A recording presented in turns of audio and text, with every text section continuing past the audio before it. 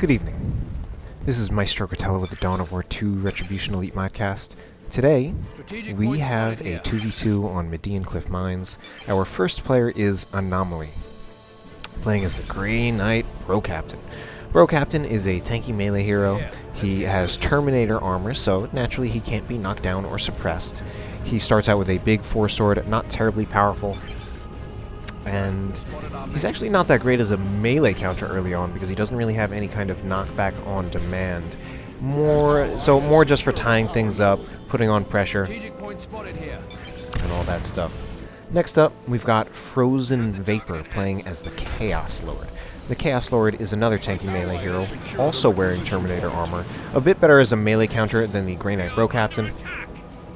He does a little bit of range damage and a little bit of melee damage to start out. Not a whole lot of either one, although you can get upgrades to emphasize either one.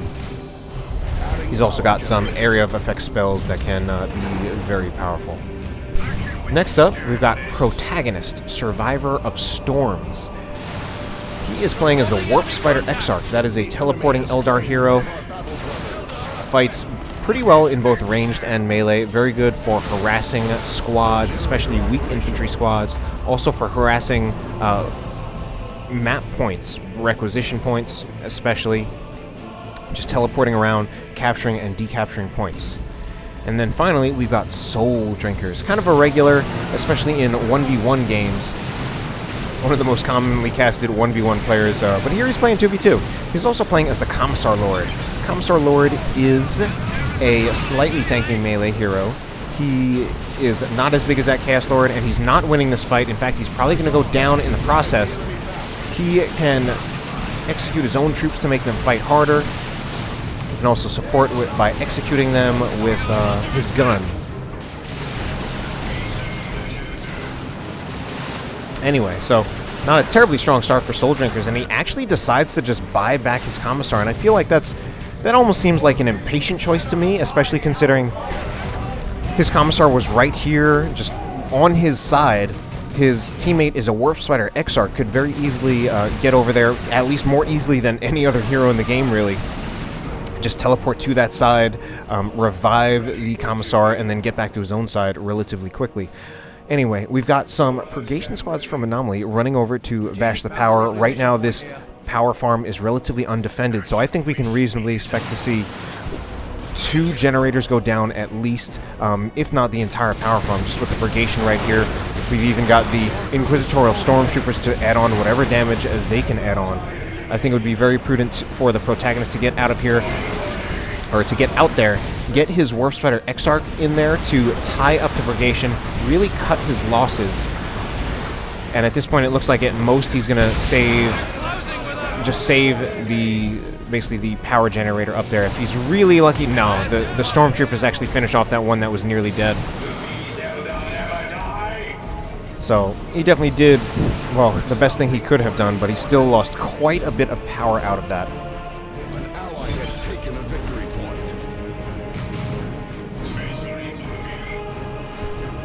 An ally's forces are under attack. Adding power generator. Meanwhile, over here, Guardian Weapon Team sets up, and Anomaly now finding himself actually being controlled a bit by the Protagonist because we do have a Guardian Weapon Team out of here, a Suppression Team. However, we also have some Interceptors, and we don't have any Howling Banshees for the Protagonist. So I actually feel like this Guardian Weapon Team is going to get countered pretty easily, in part because there's really not that much to defend against the Interceptors. The Interceptors, in fact, doing a wonderful job already. Killed 2 models off of the Guardian Weapon Team. Things could have gone a whole lot worse than that. And meanwhile, Soul Drinkers looks like he's getting forced off a lot. He is fighting against a Chaos player who's putting out a lot of range damage. Double Chaos Space Marines. He's also got a Chaos Lord with a Combi Flamer, doubling his range damage. We've even got some Heretics right here with grenade launchers as well. So this could be pretty tough for Imperial Guard to deal with. He's going to actually be relying a lot on his Commissar to be running in and tying up some of these squads, especially like this squad of Chaos Space Marines right here that's already at about 1/3 of its health. I believe his Commissar... Ooh, there is an Immolate, and that is so bad. That's terrible for Soul Drinkers. Now he's moving his Sentinel forward. That's got to be the end of his Sentinel. He might even lose a Guardsman squad out of it as well, and these engagements have not been going well for Soul Drinkers. Now, I think it might have actually been a premature retreat from FrozenVapor. Since he still had his Chaos Space Marines there, he had clearly won the engagement. If he had kept his Chaos Lord right there, along with the Chaos Space Marines, he could have bashed this power farm, probably at least 2 generators again. Anyway, it looks like... And the red team, for some reason, going for some very weak and short builds. I'm not entirely sure why. Interceptors just jump up onto that ridge, tie up the Guardian Weapon team, and now... Again, there are no Banshees for the Protagonist. I'm not sure why he chose not to get Banshees. But overall, the red team now suffering a lot. They're really, really struggling. Looks like they're losing most of their opening engagements, getting their power bashed. Power is mostly getting bashed on this side. However, Soul Drinkers is the one who's losing his engagements harder, losing his Commissar, having to spending Requisition to get it back, as well as losing his Sentinel. And we have an entire power farm dead on this side. So, blue team clearly in the stronger position at this point. The Protagonist does manage to get a back cap with his Warp Spider Exarch, but he's going for the VPs. They're not that far behind in VPs. They're probably farther behind in tech. Soul Drinker is actually the first to go to Tier 2, although he did not exactly spend a whole lot in Tier 1, getting only a Sentinel and 2 Guardsmen. It did invest in a lot of Warrior for the Commissar, however. Has gotten the Aura of Discipline. He's actually gotten the Carapace Armor, and this is, I feel, the least common weapon Warrior for the Commissar. But it can definitely work out very well. Of course, the different Warriors for the Commissar, there's one that, or the different Armor Warriors, all change his execute ability. Or, well, they don't necessarily change it, but they affect it somehow. There's one that allows you to execute enemy troops to debuff them. There's one that improves the execute so that it adds defensive benefits on top of the damage increase of 100%. This one, the Carapace Armor, just allows him to use his regular execute more often. That's something that can work out with, especially work out with like triple Guardsman plays, or using it on heavy weapons teams. I've seen some very good Carapace Armor plays on heavy weapons teams to increase the damage of las cannons.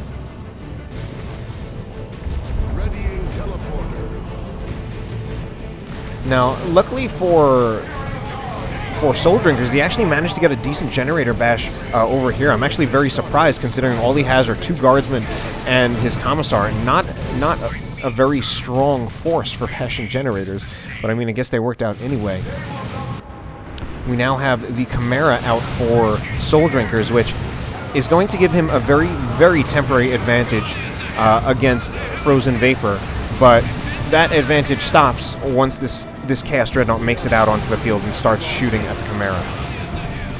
I think the Guardsmen should get inside of the Chimera. Because once they're inside the Chimera, they'll increase the damage of the Chimera while also not bleeding any of their own models.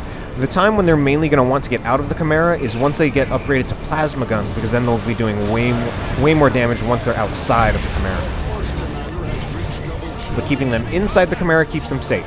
I'm assuming we're going to see an Interceptor teleport, and yes we do. Interceptors have their Justicar, so they have 4 models. They also do knockback on retreat, and that's probably... Is that going to be a dead Guardian Weapon team? I thought that was going to be a dead Guardian Weapon team. Either way, Warp Spider here, I'm guessing he was snared in place by the Purgation, but he ultimately just teleports out of there. He's got a lot of Warrior himself. He's got the Entangling Web, the Enhanced Warp Generator, and the Improved Targeters. That being said, he's still got a bunch of things on his points, and he's going for the cap. I actually feel like he should not prioritize that. Like, I think he might want to, well, with the help of Soul Drinkers forced off all these Grey Knights. I was going to say the Warp Spider Exarch maybe should have been over there bleeding off Stormtrooper models. Even the Purgations did not actually have that. They had relatively low health, so he would have been able to start bleeding models off the Purgations as well. FrozenVapor immediately upgrades his Dreadnought. Well, I don't know if he did it immediately, but pretty quickly to the Mark of Tzeentch, which is something that is very, very powerful against the Chimera, and really powerful against transports, Tier 2 transports in general. especially if both players, they kind of blindly go. One player goes for a transport, the other player goes for this Tzeentch Dreadnought. Oh my god. I think this Chimera might be done. One last cannon shot finishes it off. Oh my god, Soul Drinkers is in a terrible position right now. And lost a bunch of guardsman models in the process. That retreat path is killing him. I think he's going to be... Oh my god. Oh. So close. The enemy is capturing one of our Soul Drinker's getting hit hard. Incredibly hard. Has almost no army. VPs are even. Triple cap for the red team somehow, but Soul Drinkers has no army. We've now got a Wraithlord out on the field for Protagonist. He's got a Bright Lance on it. Makes sense, considering we've also got the Chaos Dreadnought with the Mark of Tzeentch. That being said, I think the Chaos Dreadnought with the Mark of Tzeentch wins out a bit against the Wraithlord. It does more damage, although it has less health, and if the Wraithlord gets into melee, then the Wraithlord is winning. The Purgation Squad again. It's really been the Purgation Squad's job to just bash this power farm. I don't know that the Purgation Squad have done much actual killing infantry, but they've just made it their job to bash this power.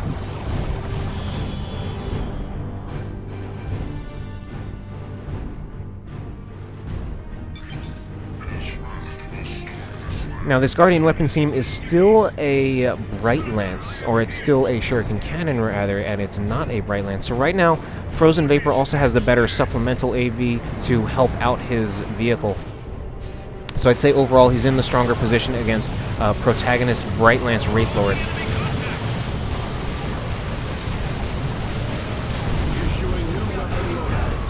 Ooh, saw an execute right there.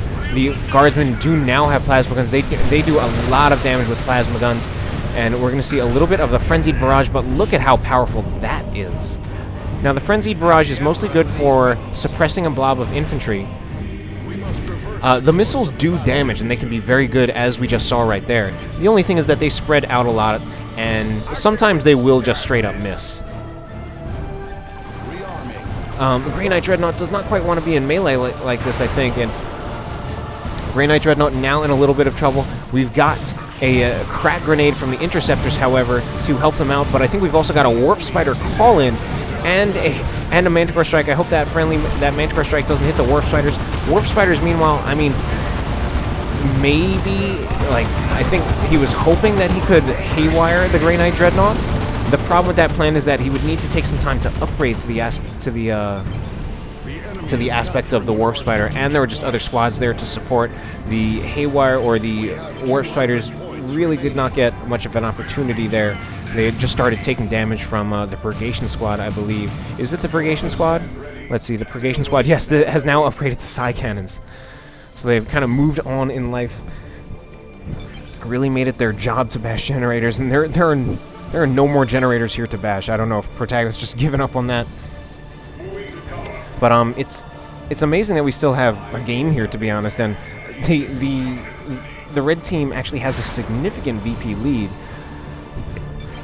But I feel like they should be in a really weak position in terms of their resources and army compositions, just because they've suffered so much. And yet, I mean, the army sizes are actually relatively even, with red team only slightly behind in their actual army sizes. But we do have an obvious tech advantage on FrozenVapor's part. Oh, Guardsmen, I don't know where they're going. Ugh. That was rough. Now, Soul Drinkers is a very good player, but you know, I'd say this, for the most part, this really isn't his game. I don't know if he's got any tricks up his sleeve to change things around a bit, but for the most part, this just has not been his game. We've got some range-on-range fights. Here is the Manticore Strike, though, scaring off the Chaos Space Marines and the Dreadnought.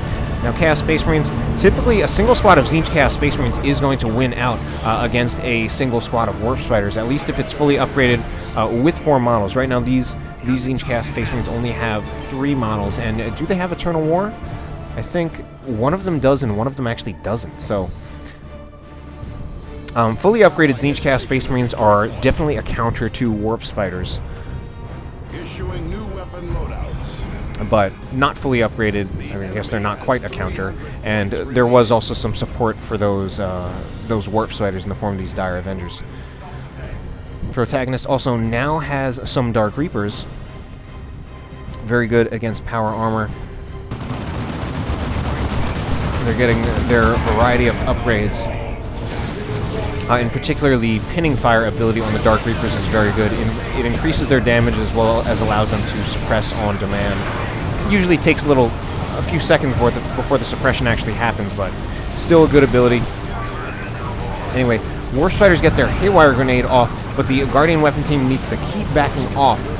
And this this Grey Knight Dreadnought is still here, and I think at some point it should still be able to tie up the Guardian Weapon team. In fact, the Guardian Weapon team, yeah, that's just not going well at all. Grenades go in. I was wondering if it would wipe that Dire Avenger squad. Manticore Strike goes in as well. Ooh, nearly wipes the Stormtroopers. Lucky to have their sergeant leader, who otherwise that would have been a dead Inquisitorial Stormtrooper squad. Manticore is positioned kind of behind these rocks. That's usually a pretty safe place to keep your Manticore on this map. It's certainly not foolproof, but it's pretty safe.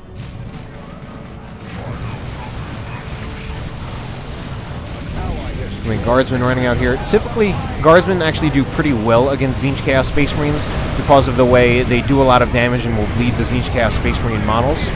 And where is that? Do I hear an Eldritch? No. But there is the Dark Reaper barrage, and that combined with some other stuff actually takes out one of the squads. That was the Purgation, actually. That being said, Dark Reapers go down as well. So they kind of overextended themselves. We've got the Chaos Lord right here with the Armor of the Inferno as well as the Combi Flamer, and Protagonist gets forced off, loses his Dark Reapers.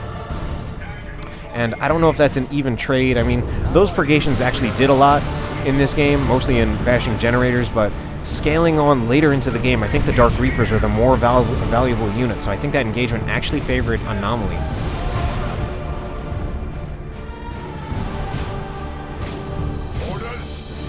We've got the Bro Captain right here. Actually has the Nemesis Demon Hammer. That actually seems like a curious upgrade to me, but maybe not. I mean, certainly just it's nice to get one of the better weapon upgrades, especially the Bro Captain. His Tier 2 and Tier 3 weapons are so powerful. And his starting sword is really not.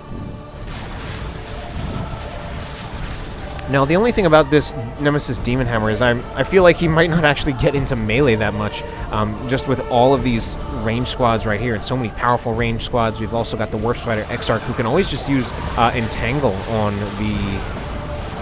the Bro Captain, and that just kind of prevents him from doing stuff. So I actually feel like maybe the Nemesis Force Staff would have been better for the Bro Captain, since I think his biggest concern is that he's going to get focused down a lot by ranged fire, and that Force Staff could help him. Or is it not Nemesis Force? Nemesis Warding Staff would help him just reduce the damage he takes, or reduce the damage that any squad takes. This Dreadnought has also been doing very well. It's still alive. And Protagonist has never quite had the correct positioning on his... He's just never quite had the correct positioning on his Bright Lance to adequately deal with the Grey Knight Dreadnought.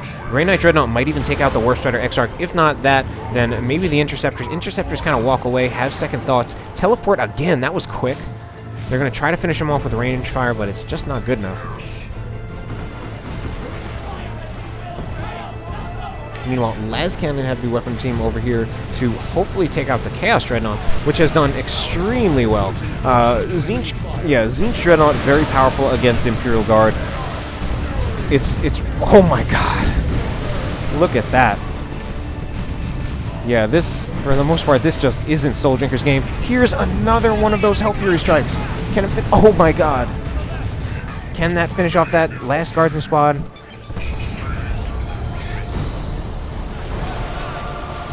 And now, actually, we might finally see this Grey Knight Dreadnought go down. Just a few more hits. 2 more should do it. 1 more from the Bright Lance, and there we go. The Dreadnought is down. So I'm actually surprised Soul Drinkers is in Tier 3. May have actually not bothered to buy that many squads. And I'm surprised he's getting a new Guardsman squad. I mean, certainly, he wants range units, but if he's in Tier 3, I feel like he might as well get Castricans. Castricans can't repair, but their effectiveness as a ranged unit is very clearly better than Guardsmen, even though Guardsmen still scale decently well because of the fact that they have plasma guns. They're pretty cost-effective. But, I mean, just the performance of Kashikans is still just way better, so I feel like you could get Kashikans. That being said, he's going for a Leman Russ, so it's not a bad choice. Tanks are great. They really do a lot. A little bit more versatile than the Kashikans. Do a little bit more of everything than the Kashikans. Kashikans are more just really high damage and extreme performance.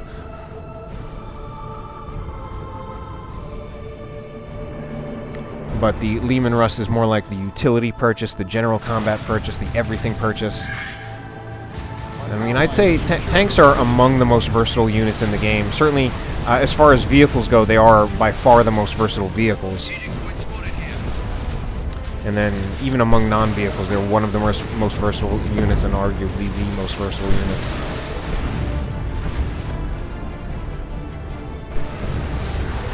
Zine Dreadnought still alive, almost level 4, and I mean, this thing already does a lot of range damage, both to infantry and vehicles.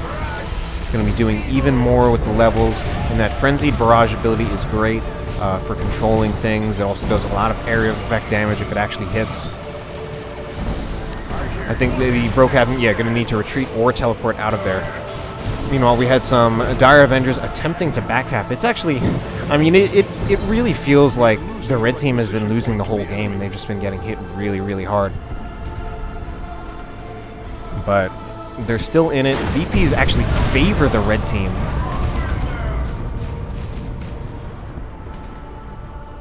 Leman Russ has been upgraded to have the Elite Tank Crew, which increases its health as well as its sight radius. Guardians are here! Guardians are here!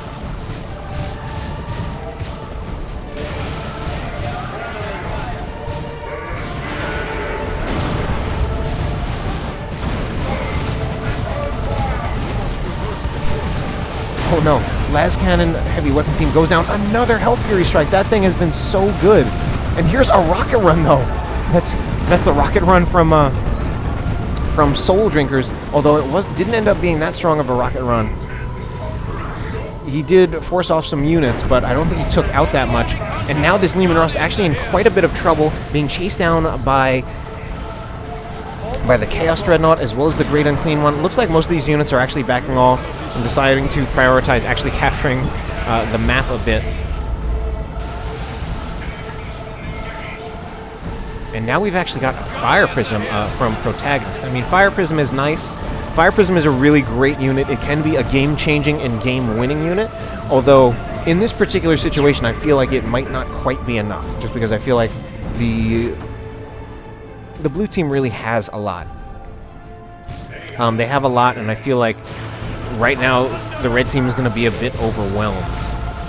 And the Fire Prism is a control unit, but it's still... I still feel like it's going to find itself backpedaling a lot, and I don't think it's going to really do enough damage for the red team's needs right now. This is not quite so good. Yeah, that was a very prudent Commissar Flare to just get the Havoc to not be able to shoot at the Leman Russ anymore, and Havoc actually ends up just being forced off. Nearly goes down, in fact. Guardsmen really need to move back, and they actually just retreat there so that they don't get hit too badly by the Vomit, but they actually still get hit pretty badly by the Vomit. 6 out of 6 models go down there, although lost quite a bit more than half health. Bro Captain he's going in to try to damage the Leman Russ a little bit more, but with only that heavy melee Demon Hammer, he's not actually going to be that effective against vehicles. And the Bro Captain is never particularly effective against vehicles. Since I think the best he's going to get is the power melee damage on the Nemesis Force Halberd. The enemy is claiming a victory point. We are under attack.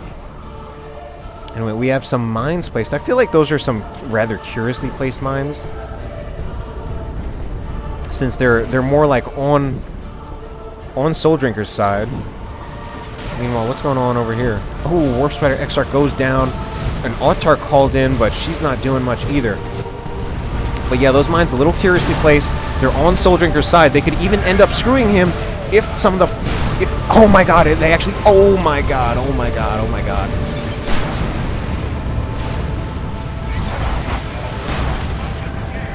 Yeah. So I was gonna say, they could end up screwing him. They could end up screwing him if they get detonated by something like, the Tzeentch missile barrage. Or let the galaxy burn in that case. Oh dear. So, my god, this, yeah, just not Soul Drinker's game.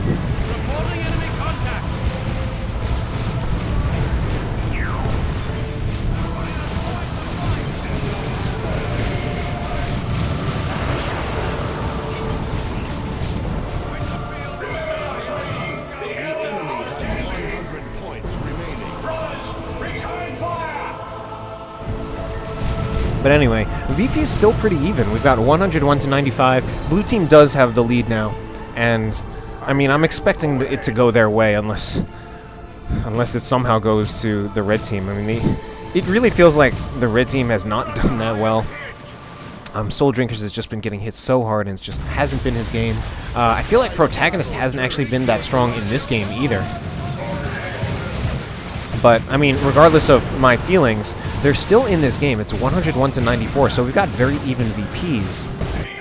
Our force commander has reached level 5. We've got another webway going down. He's been putting down a lot of webways, and a lot of them right here. Anyway, Soul Drinker's now going for some late Ogrins. Late Ogrins. That's interesting, and yet there's some good things about the Ogrins. Now, I said that the Mark of Tzeentch Dreadnought is a great choice against Imperial Guard, and it is. The only time when it's not such a great choice is when your opponent actually gets Ogrins. Then it's much better to have a Mark of Khorne Dreadnought. It also becomes pretty tricky to try to control the Ogrins if they start chasing a Mark of Tzeentch Dreadnought. That being said, FrozenVapor still has a lot of other stuff, and he should be able to keep the Ogrins at bay anyway, just with the help of his great Unclean One. He's got double Tzeentch Chaos Space Marines that are level 4. My god, in fact, the levels here in this game. Level 10 Chaos Lord. Level 10 Chaos Lord. I mean, with all those Guardsman models dying, and I think him being responsible for a lot of them. Yeah, just level 10 Chaos Lord. What else have we got? We've got, yeah, double level 4 Tzeentch Chaos Space Marines, a level 2 Las Cannon Havoc, and a level 4 Tzeentch Dreadnought. Quite amazing.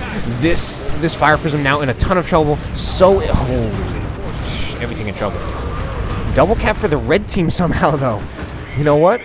I said that I feel like Protagonist hasn't been that strong, and on engagements he hasn't. But I think what he's been doing, he's been helping them stay in the game, possibly with this capturing Warp Spider. Even doing things like he's delaying the Paladins with Entangle. That's preventing them from capturing, preventing them from engaging. Warp Spider's gonna have to teleport out of there. Do we have any phase armor? Phase armor, beautiful. So that also, again, that just delays, that gives them more time, buys them time. So this is actually, now the way Protagonist is playing is actually very, very good. I mean, he lost his Warp Spider in the process. He's gonna have to probably buy it back. Oh no, he's gonna lose his Autarch as well, but... And I mean, these are definitely late-game desperation tactics, but they're also very smart. Oh, but that Warp Spider's going down. Unfortunately, at this point, yeah, Anomaly is calling a GG, and I think that is going to be a GG. And although we definitely had some heroic last efforts from the Protagonist, I don't think the red team is going to pull this one off. It's amazing how much they've managed to stay in after how hard they've gotten hit, though. So it's now a double cap for the blue team, and I don't see the red team taking these VPs back, not with just what they have, as well as what they don't have. Ogrins running in. Unfortunately, they are not going to stand a chance against some Grey Knight Terminators with those power melee halberds.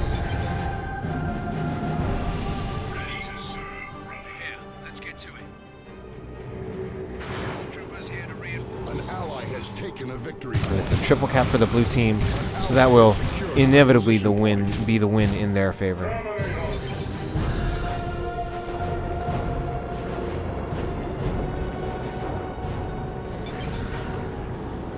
Oh, do we have another Imperial Abyss? Yes, we do. Alright, hope you enjoyed the cast. Have a good night.